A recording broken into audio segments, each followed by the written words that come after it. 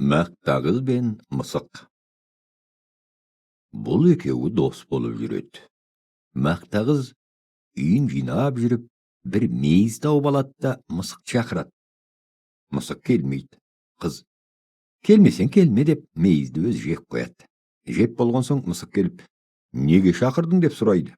Мәктағыз айтпайды. Сонан соң мысық, ендеше қатығыңды төгем дейді. Мәктағыз, мен құйрығыңды кесіп аламын дейді. Мысық қатықты төгеді.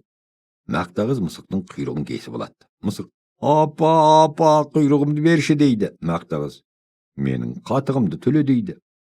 Мысық сиырға барады.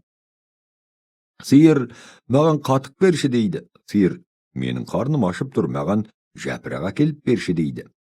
Мысық ағашқа барып, ағаш, жапырағыңды берші дейді. Ағаш, мен шөлдеп тұрмын, су әкелсең жапырақ беремін дейді.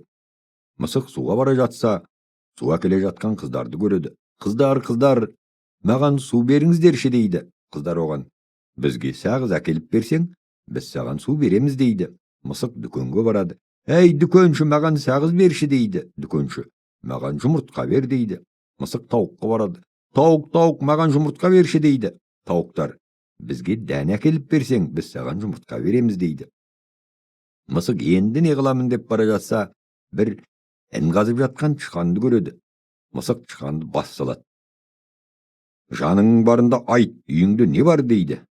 Тышқан қорыққаннан, үйімде бір табақ тарым бар дейді. Мысық, маған бір уыс тар бер дейді.